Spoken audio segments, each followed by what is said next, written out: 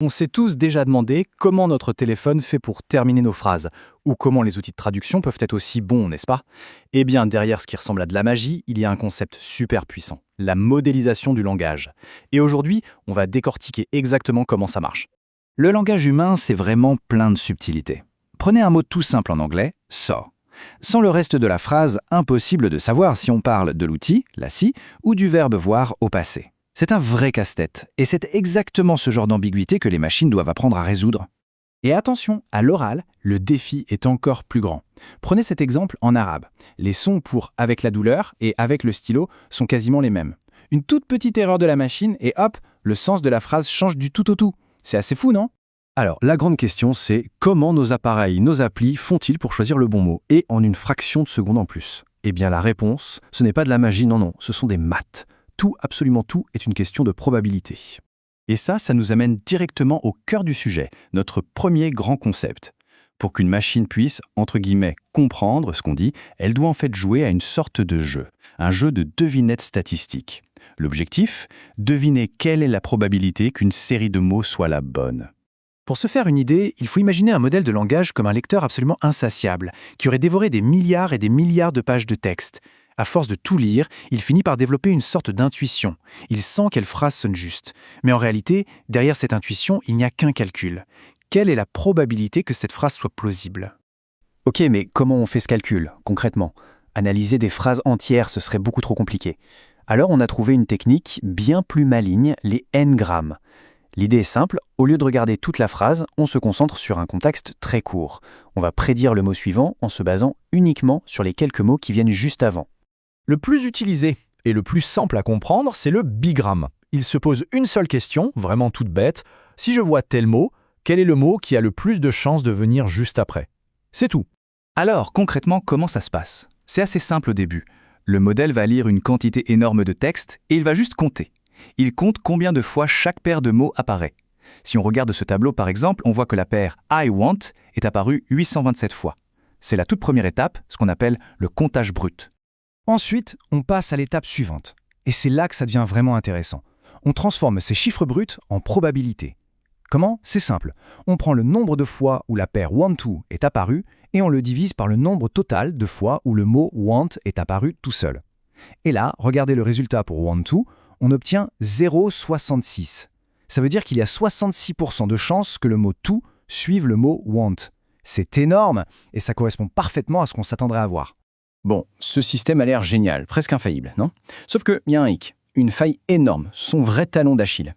La question est, que se passe-t-il quand le modèle tombe sur une suite de mots qu'il n'a jamais vu pendant son entraînement? Pour bien comprendre, imaginons que notre modèle a été entraîné en lisant des milliers d'articles de presse.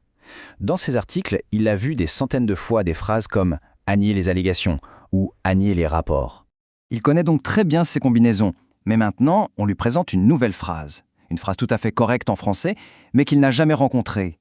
À nier l'offre. Et là, c'est le drame. Comme la séquence de mots « à nier l'offre » n'est jamais apparue dans ses données d'entraînement, le modèle va lui donner une probabilité de 0. Un 0 pointé. Et c'est ça le cœur du problème. Pour la machine, cette phrase n'est pas juste improbable, elle est mathématiquement impossible. Et attention, ce n'est pas juste un mauvais score. Une probabilité de 0, c'est catastrophique. Ça veut dire que le modèle la rejette complètement. Ça peut bloquer tout le système, tout faire planter, juste à cause d'une phrase valide mais inconnue. Alors, comment on fait pour réparer ce problème du zéro absolu? Heureusement, il existe une solution, une astuce statistique qui est à la fois simple et très élégante. Ça s'appelle le lissage. L'idée, c'est vraiment tout bête. On va faire comme si on avait déjà vu toutes les combinaisons de mots possibles, au moins une fois. Pour ça, on ajoute simplement 1 à chaque compteur de notre tableau. En faisant ça, on vole une toute petite partie de la probabilité des paires de mots très fréquentes pour la donner à celles qu'on n'a jamais vues. Si on regarde les formules, on voit bien le changement. Dans la nouvelle formule, en haut, on ajoute 1 à notre compteur. C'est notre faux comptage. Et en bas, pour que les maths restent justes, on ajoute V, c'est-à-dire le nombre total de mots différents dans notre vocabulaire. Ça permet de tout rééquilibrer et de s'assurer que la somme de toutes nos probabilités fait toujours 1. Revenons à notre exemple de tout à l'heure. Voilà la situation avant le lissage. La probabilité d'avoir le mot food après le mot to était de 0. Pourquoi? Simplement parce que cette paire de mots n'était jamais apparue dans les textes d'entraînement. Et maintenant, regardez ce qui se passe après le lissage. Magie! Chaque case a maintenant un chiffre. La paire TwoFood a maintenant une probabilité. Certes, elle est toute petite, mais surtout, elle n'est plus égale à 0. Le problème est résolu, le modèle est sauvé. Bon, on a réglé le problème du zéro, c'est super. Mais il ne faut pas croire que les n-grammes sont la solution à tout. En fait, ils ont une vision du langage qui est très, très limitée, surtout quand les phrases deviennent un peu longues et complexes. Leur plus gros défaut, c'est qu'ils ont une mémoire de poisson rouge.